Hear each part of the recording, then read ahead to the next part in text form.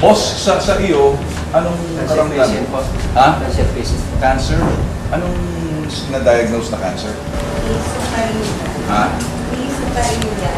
Okay. Uminom ba siya? Uminom pa. How many days ka na uminom?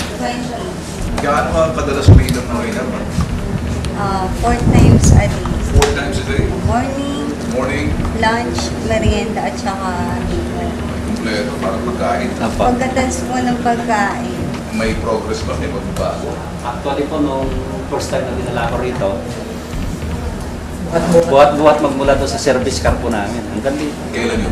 September 21. September Ako, 21. Third time po namin napunta na rito ngayon. Awan na So ngayon, nakakalakad na siya. Hindi na po ako, hindi ko na siya kinakaya. Anong pakiramdam mo, Miss? Anong naramdaman mo?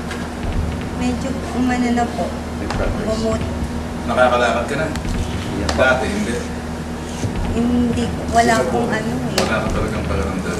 1 week po na hindi nakakalala. Buhat lagi. Kahit So, yan ang resulta ng pag-inom ng rehab. siguro po dahil hindi naman siya nagtitik. Wala Wala namang siyang ibang medication? Wala po, kundi pain reliever lang po. Ako diabetic ako. Nag-i-insulina ako ng mga 2 years mahigit. Ito yung husband ko, nanonood doon sa TV. Ngayon nakita niya nga nung sinasabi nga ni Karen na galing muna bago bayad. Sa hamunan. Oo, sa hamunan. Pero ako, hindi na ako ano doon, nasa hamunan. Kasi bumibili na lang kami. Ngayon, nung nag-start ako ng herbal, kay Karen, 2 bottles parang yung naiinom ko. Talagang ibang pakiramdam ko. Kasi dati, ang paa ko, talagang pag umaakyat ako ng hagdanan, mga 4 na stair pa lang, pagod na yung paa ko, hindi ko na mabuhat. Ngayon, kahit na ilang hagdanan pa yung aanuhin ko, pabalik-balik ako eh. Meron ka bang instrumento sa bahay na nasurunan mo yung dugo? Mayroon akong May dala ka ba glucometer. ngayon? Ay, wala. Naiwan ko po sa bahay kasi hindi na ako dati-dati. Nung hindi pa ako umiinom ng dala-dala ko parati yun. Parati ako nagtitingin nung So, ngayon?